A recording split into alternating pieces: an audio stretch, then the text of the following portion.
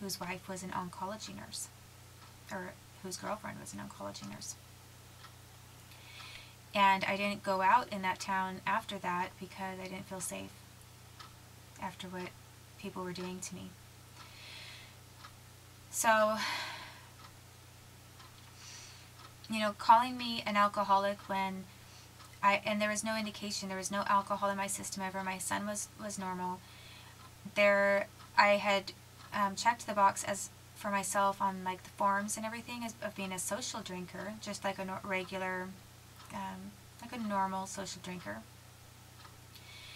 And to me, that was having maybe, you know, a glass of wine or a couple glasses of wine a month, maybe less, or a couple drinks a month. So in no way was I an alcoholic, but she started calling me an alcoholic because she knew that when I dismissed her from the room, that she might be in trouble, legal trouble. And then I also found out someone started suggesting that I was addicted, quote unquote, to prescription painkillers. And I found out that that may have been coming from Malcolm Butler. And this is the same doctor who was trying to get me to take a huge bottle of prescription painkillers, and I refused to do it. So,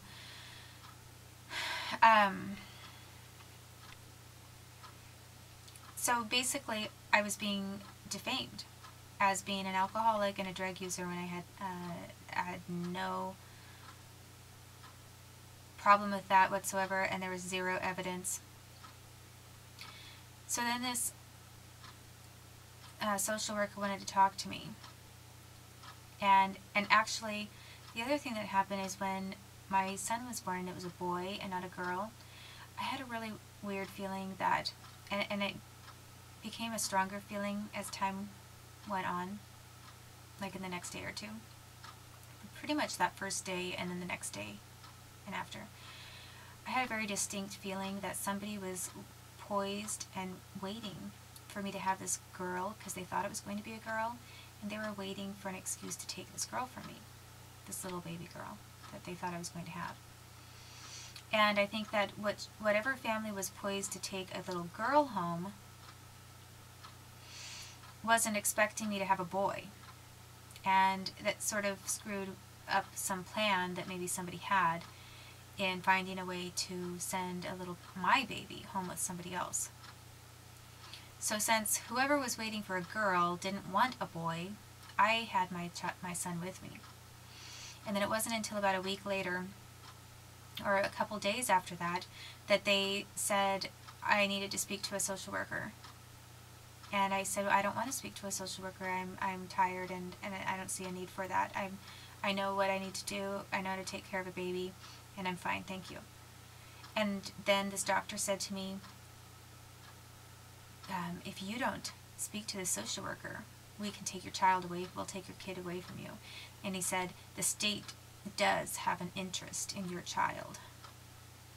And that was those were his exact words. The state does have an interest in your child.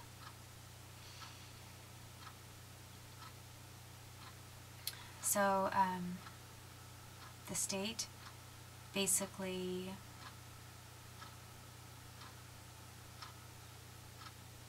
had an interest in, I think, covering up for crimes. And if they could take away a kid for any reason from somebody that they didn't like, then I'm sure that they didn't have a problem with that.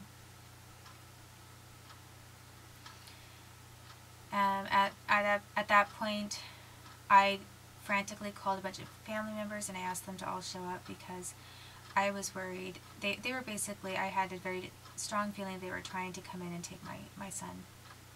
And they were trying to find grounds to do that. So they showed up, and after that they backed off a little bit.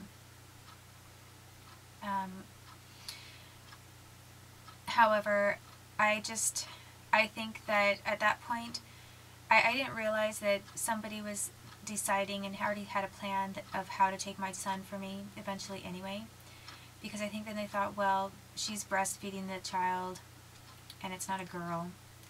We can't just have this baby go out immediately. It didn't look possible for them. So I think they thought, well, we'll let her breastfeed for a short time and then we're going to wean the kid and have him adopted out. And I know that was Dr. Butler's plan because I knew by his actions and how he was treating me and my son during a little bit later and some of the things that he did. I knew by what he was doing that he was positioning my son to be removed from me. And this is before I didn't have even one complaint against me from CPS or anything like that at that point. It was that I instinctively and intuitively knew by what he was saying and doing at a later date that he was setting things up to have my son taken away from me. And this is the federal employee who worked for a federal clinic and whose father is on the board of University of Washington Hospital, which is an experimental and research hospital that has done some really horrible things to people, to human beings. So I'm going to stop for right now, right there, and then, well, I guess I can go through the rest of what happened with the while I was at the hospital. Then I had to see a urologist because I couldn't go to the bathroom. So I was there for like almost 2 weeks because I had this abnormal. One person almost accused me of faking it. Like, I'm going to fake not being able to pee. Why would anybody fake such a thing? So I mean, and how can you do that? You can't. They could see on the scans that my bladder was full. So how is my bladder full but I can't, it's that full and distended, but I'm faking not being able to pee. And the reason why that I had that physical reaction is because of the damages that were done. My son was breastfeeding fine. He knew how to latch on and he knew how to breastfeed and everything, but he was only able to do it for a couple minutes at a time because then he would cry out in pain, and it was his head. His head hurt. You know, that suctioning, making that suctioning feeling, which put pressure on his head when he had a head injury, caused him a lot of pain. So it made his ability to be full and to eat as much as he needed to feel full, made it a lot harder for him. He had to keep working at it, and then he'd have to stop, and he'd have to start again and stop, and start again and stop because of his immense levels of pain caused by Stacy Stubblefield. And, you know, it was hard for me too because I got no sleep, he got no sleep, and I got no sleep because he was always hungry, and it wasn't just newborn hungry. I mean, most newborns are eating every couple of hours, and then sometimes every several hours. But no, he was nursing. I had to keep a nursing log, and he was trying to nurse all the time because he was always hungry, because he couldn't get enough, and he lost a significant amount of weight. And in fact, he was looked at because of the amount of weight he was losing, and they said they might have to do something about it if he lost any more weight than he did. And they said it's a good thing that he was born at 8 pounds 11 ounces because he's lost so much weight. The reason why he lost all that weight is because of his head injury. Basically, from the time that there is a medical malpractice case on, for a child, you have 7 years to file that. And in this, my son is 6 years old, and all along, the state of Washington and those medical professionals have all known that I later intended to sue them for my son's damages. And all that they were interested in is having him adopted out to somebody else and having guardianship given to someone else who wouldn't sue them. So we're talking about some really serious crimes against children, and that is not all that happened to my son. My son's first traumatic experience was being tortured in the womb with police officer and U.S. Army guy present.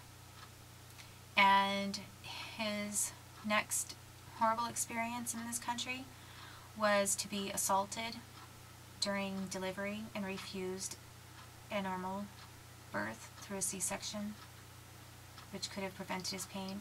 Then he was suffering for a very long time, after that, I was forced to sign up for a Social Security number for him in the hospital. I told them I didn't want to, and I would think about it and do it later because I knew I had a right to refuse, or I thought I did. I wasn't totally sure, but I thought I did. And actually that was when they said, if you don't sign this, we will take your son away from you, and the state does have an interest in your child. So basically they forced me to sign up for him to have a Social Security number in the hospital under threat. And I didn't want my son to have a Social Security number because I wasn't so sure we were going to stay in this country. And I think that, and I also felt that that was his choice. He could decide on that for himself later when he was working age. But,